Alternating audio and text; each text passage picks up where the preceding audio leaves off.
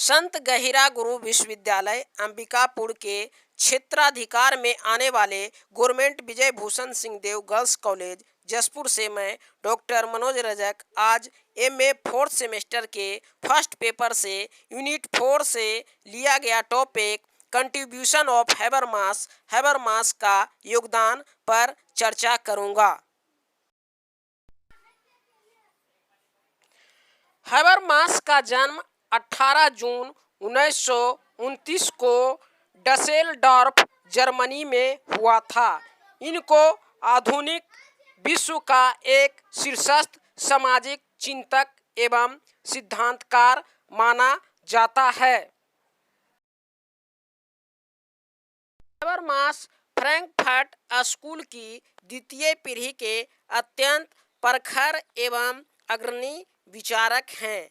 1956 में हैबरमास एडोर्नो के शोध सहायक के रूप में फ्रैंकफर्ट संस्थान में प्रवेश किया। हैबरमास की पुस्तकें मूल रूप से जर्मन भाषा में लिखी गई है, जिनका बाद में अंग्रेजी भाषा में अनुवाद किया गया है। आलोचनात्मक सिद्धांतकारों में हैबरमास का नाम सबसे ऊपर लिया जाता है। हैबरमास की कुछ मुख्य books: number 1 theory and practice, number 2 knowledge and human interest, number 3 legislation crisis, number 4 communication and the evolution, number 5 philosophical discover of modernity, number 6 moral consciousness and communicative actions, number 7 post metaphysical thinking, number 8 structural transformation of public sphere. सार्वजनिक क्षेत्र का Habermas द्वारा दिया गया विश्लेषण, Habermas analysis of the public sphere. सार्वजनिक क्षेत्र का अर्थ है समाज के सार्वजनिक जीवन का क्षेत्र, जहां लोग आम जीवन की समस्याओं के बारे में खुलकर अपने विचार आदान प्रदान करते हैं। यहाँ पर लोग अपनी समस्याओं को आपसी विचार विमर्श से निर्णय लेकर दूर करते थे और आपस में भाईचारे की भावना आ जाती थी। लेकिन समाज में धीरे धीरे विकास होने के कारण लोग पूंजीवाद की ओर अग्रसर हुए और राज व्यवस्था को सही ढंग से चलाने के लिए नए नए नियम कानून बनाए गए और अधिकारी तंत्र का विकास हुआ और अधिकारी तंत्र का विकास होने के कारण मानव का स्वतंत्रता समाप्त हो गया। हैबरमास के ज्ञान की व्यवस्था का विश्लेषण, analysis of the system of knowledge. Habermas ने अपनी पुस्तक the logic of social science तथा नॉलेज एंड ह्यूमन इंटरेस्ट में ज्ञान की व्यवस्थाओं का विश्लेषण किया है। इन्होंने ज्ञान के 3 प्रकार बताए हैं और 3 प्रकार के हित बताए हैं और हित को पूरा करने के लिए 3 प्रकार के साधन का व्याख्या किए हैं, जो इस प्रकार से समझा जा सकता है। Analysis of the social system of knowledge, ज्ञान अनुभव या विश्लेषणात्मक ज्ञान, जिससे भौतिक दुनिया के विभिन्न तत्वों को जानना है, और इसका हित होता है तकनीकी हित। जीवन को सुविधापूर्ण बनाकर मानव प्रकृति पर प्रभुत्व स्थापित करना चाहता है और इसको किस साधन से बना सकता है, तो क्रियाकलापों संबंधी साधन से इसको पूरा करता है। अब दूसरा है ऐतिहासिक ज्ञान। ऐतिहासिक ज्ञान से इतिहास की विभिन्न ग्रंथों को पढ़कर व्याख्या द्वारा समाज को समझाना है।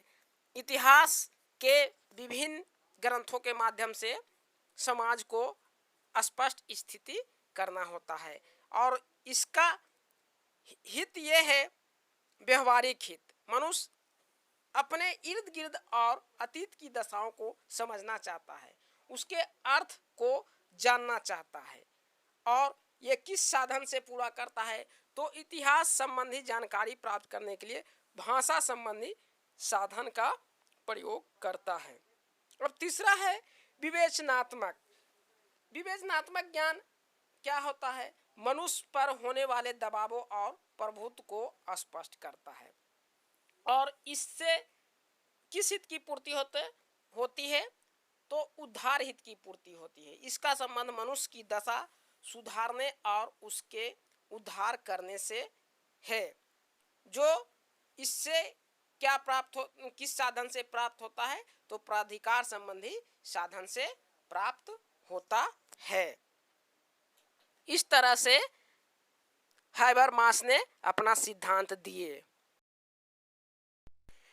लेजिटिमेशन क्राइसिस इन सोसाइटी, समाज में वैधीकरण की संकटा अवस्था। हैबरमास के अनुसार सार्वजनिक विकास के लिए राज्य का आर्थिक क्षेत्र में हस्तक्षेप ने विषम परिस्थिति उत्पन्न कर दी।